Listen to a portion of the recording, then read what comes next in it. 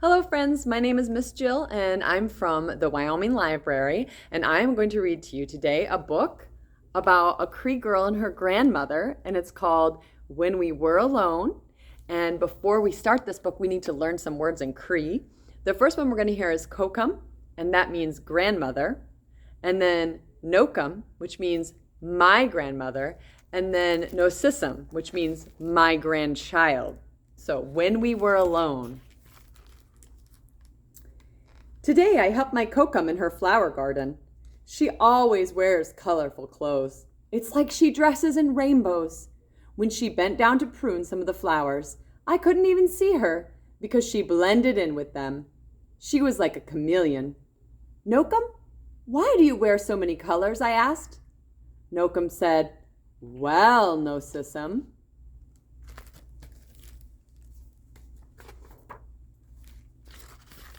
When I was your age, at home in my community, my friends and I wore many different colors. But at the school I went to, far away from home, they gave us different clothes to wear.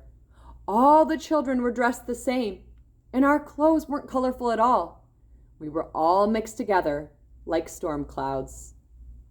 Why did you have to dress like that? I asked. They didn't like that we wore such beautiful colors, Nokum said. They wanted us to look like everybody else.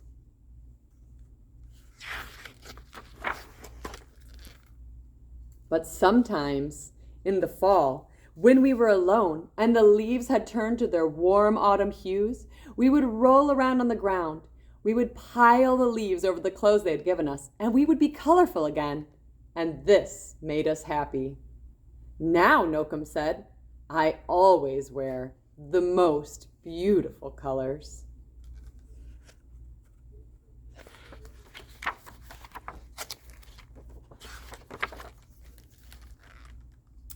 After I helped with the flowers, we went over to the back gate. There were vines covering the gate, and they reached all the way to the ground. When my Kokum turned to fix the latch, I saw that her braid hung almost as low as the vines. See her braid there hanging almost as low as the vines? It was like she had a tail. Nokum, why is your hair so long? I asked. Nokum said, well, Nosissum.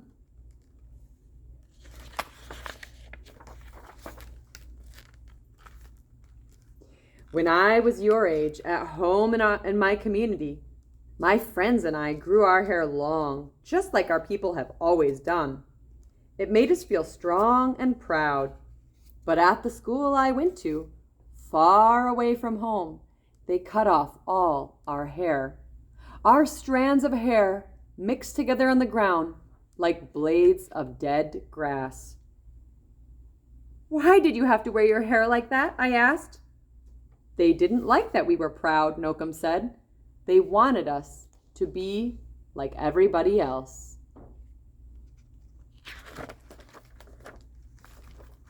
But sometimes, in the spring, when we were alone and the grass had grown so long and thick in the field, we would pick the blades up from the ground.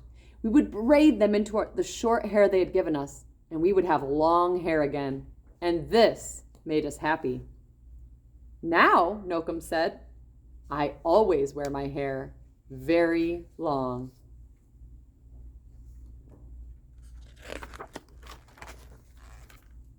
After my Kokum had fixed the latch, I followed her to the birdhouse.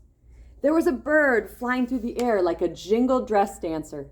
She fed the bird and whispered, Napanissis, Misku, Tamisi Kiten, Tamaskiana. And her words sounded just like a poem, and they mean, here, little bird, eat, so you will get big and strong. Nokum, why do you speak in Cree? I asked. Nokum said, well, Nosissum.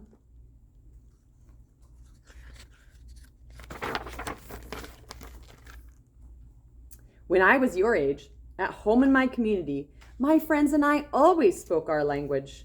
But at the school I went to, far away from home, they wouldn't let us speak our words. All the children used their strange words. We didn't understand them at all. Our voices blended together like a flock of crows. Why did you have to talk in their language? I asked. They didn't like that we spoke our language, Nokum said. They wanted us to talk like everybody else.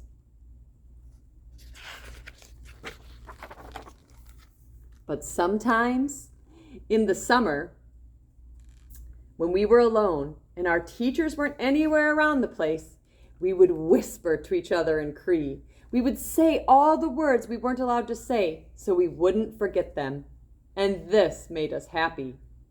Now, Nokum said, I always speak in my language.